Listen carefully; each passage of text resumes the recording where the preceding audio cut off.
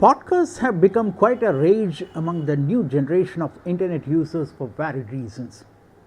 Almost 10 years ago, we used to hear about podcasts, though it was not called podcast in those days. At the turn of the century, when internet came to India, it was about downloading self-improvement and inspirational talks which you could hear on iPods and MP3 players, if anyone remembers what that's all about. There was this presumption that podcasts are popular among those who don't like to listen to music. How wrong that was. But on the other hand, podcast posts on some of the leading mobile music apps have certainly led to an increase in the number of listeners for podcasts. Well, for most of us, our stint with podcast listening has been off and on. But now this podcast channel promises to post a new episode every week. We are recording this today in the fascinating city of Mumbai, and you can hear the traffic behind me. In this channel, we will cover Indian and global issues that have escaped the mainstream media and have still not got coverage as much as it should in spite of all the networking sites. We will be covering the complete ambit of issues from politics to economics, healthcare, policy matters, business and finance, behavioral science, arts and movie reviews, travel, and everything that people like you have to deal with every day. And needless to say, we will also speak to some of the sectoral experts for their incisive knowledge. And we can certainly promise that we would delve into those issues which are considered out of bounds and holy cows. If you have to be in touch with us, write to us on this email ID, theindianmevedian@gmail.com. From Mumbai in India, this is Mevedian.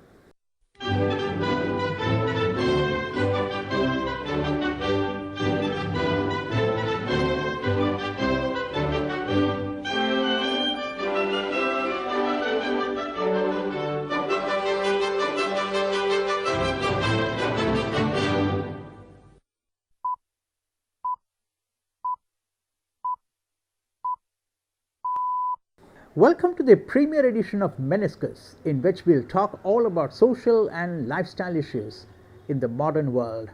We'll also delve deep into the latest developments in science and technology around the world that can make our lives safer and healthier. And obviously, we'll also find some of the alternatives to conventional thinking and practices which people might have found to be more effective.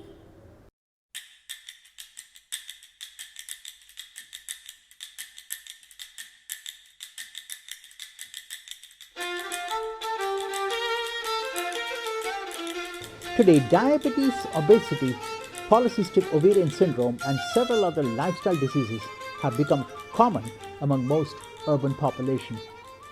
There was a time when these lifestyle health disorders were known to be a rich man's disease. Most of us know what are the causes of lifestyle diseases, as the campaign against obesity and diabetes has been quite effective. And that's also because detecting lifestyle diseases in the general population has been the raison d'etre of many multi-dollar businesses for the pharmaceutical industry. One of the biggest causes of lifestyle diseases has been the lack of physical activity in modern lifestyle. Today, across the economic strata, people opt for motorbikes and cars, even for running small errands. The easy finance available for buying vehicles has been responsible for this fundamental change in attitudes, especially in the younger generation. Many doctors would recommend to people who have high LDL, which is the bad cholesterol in blood, to put emphasis on exercise rather than on diet. While there are many doctors who suggest that reducing the oil intake cannot actually reduce LDL, and physical exercises are the only way to bring LDL to healthy levels. But what is the best way to exercise, many would ask? Well, that's a tricky subject. Diabetologists would insist that earmarking time for exercises in a gym every day is absolutely essential, even if it means not doing any physical activities at other times. This is actually a flawed understanding of how the body works. Many of us have observed that physical activity while running our daily chores is the best way to bring down your weight and cholesterol. And exercising in a gym or going for a 3-kilometer walk every day may not be as effective as preferring to walk 3 blocks while at work. There are so many factors involved in controlling weight. People might even find that walking half a kilometer while working gets better results than walking for an hour every day. That brings me to my next point: need for minimum stress in life. A long time ago, almost 20 years ago, the Times of India had carried a front page anchor story on why stress is necessary for good health. These days, stress free living has become a mantra because stress is a cause for type 2 diabetes. We often see real estate project ads in newspapers and television which talk about stress free living environment. That is true, stress causes a lot of problems, but like all things in life, stress is bad only if it is overwhelming. The way weight and blood sugar can be controlled by stressfully walking brisk towards the railway station or the bus stop to avoid missing the train or the bus can be much more helpful than an hour at the gym. Complete stress free life shouldn't be our goal. People who have lost jobs during the economic downturn will vouch for this. Okay, now to put it simply, sitting at home and doing odd jobs, even when there is no financial pressure, can be absolutely stress free and they can spend hours in the gym or on long walks every day, but their health will not be up to the mark as it used to be while living a tolerably stressful life.